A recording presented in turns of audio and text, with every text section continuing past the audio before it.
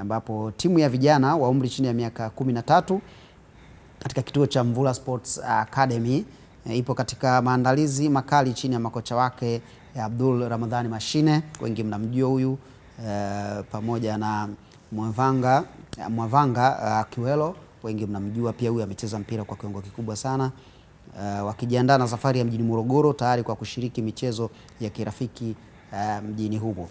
Kituo hicho kitaanza safari asubuhi ya Disemba 25 ikiwa ni sehemu ya shamra za sikukuu ya Christmas na mwaka mpya.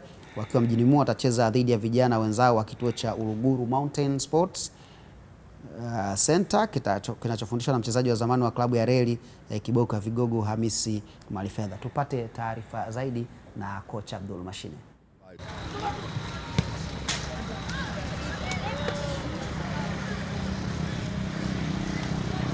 Maandalizi ya safari ni mazuri mpaka sasa, vijana naona kila mtu ana hali ya hiyo safari. Halafu kituo chetu toka kimeanzishwa hatujapata safari kidogo ya mbali kama hii.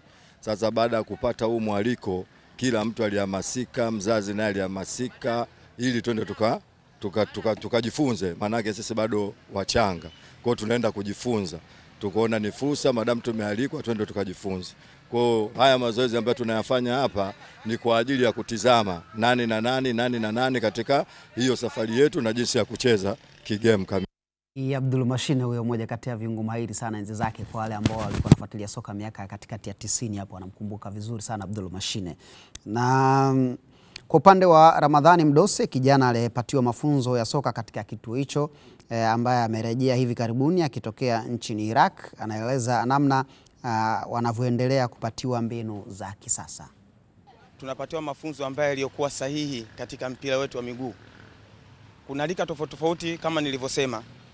Mimi ni mchezaji wa hapa na kijana ni wa hapa.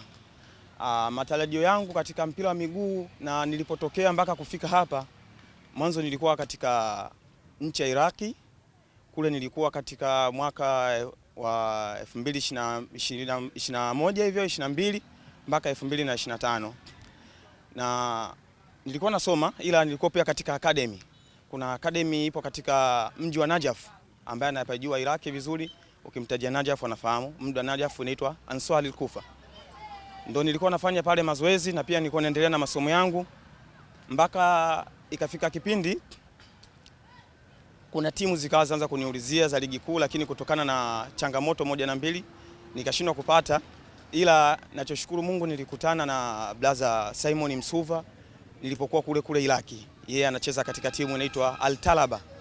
Nilipokutana naye milango naona ilifunguka kwa nafasi yake.